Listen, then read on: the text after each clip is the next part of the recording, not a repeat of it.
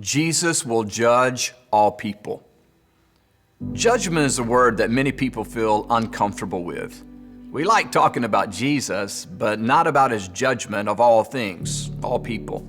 In our world, any sense of judgment is off limits and unpopular. But when the Bible speaks of a coming final judgment, it is speaking about the revelation of truth. Judgment is a pronouncement of what things actually are. Christ, by his judgment, reveals who we each are and all that has, for too long, been obscured.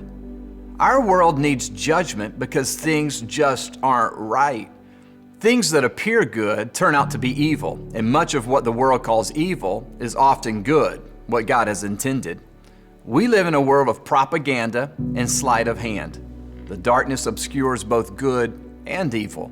People justify just about everything. The prophet Isaiah warned those who say that evil is good and good is evil, that dark is light and light is dark, that bitter is sweet and sweet is bitter. Many experience this inversion of values in the most personal and painful ways imaginable. You've probably been wronged by someone who got away with it, maybe even someone who others praise for good deeds. Humanity has long experienced these injustices, abuses of power, corruptions of good, and the distortion of truth.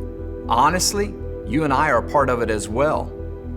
Do you remember that scene when Pilate was questioning Jesus? Jesus explained to Pilate that he had come to testify to the truth. Jesus came to reveal what is good. He explained, "All who love the truth recognize that what I say is true." But Pilate scoffed at Jesus' words. "What is truth?" he snapped back.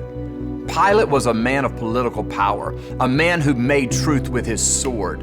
What he said was to be understood as true. He had the power to enforce it.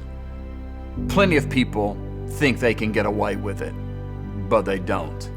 There's nothing in all of creation which God does not see. There's no shadow that hides our sin from his watch. There's no wrong that will go unaccounted for. Sin will be shown to be sin. God's judgment is the revealing of all things. It's a final and ultimate declaration of what is good and what is evil. No one gets away with anything. All of humanity and all of history is exposed before his presence. But God also has the book of life, a kind of divine registrar where names of those who have trusted him are written.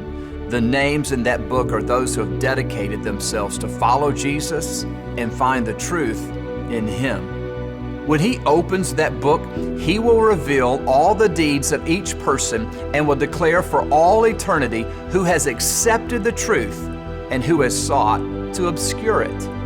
For those who long for the truth and have put their life in the hands of Jesus, that day is a day of rejoicing.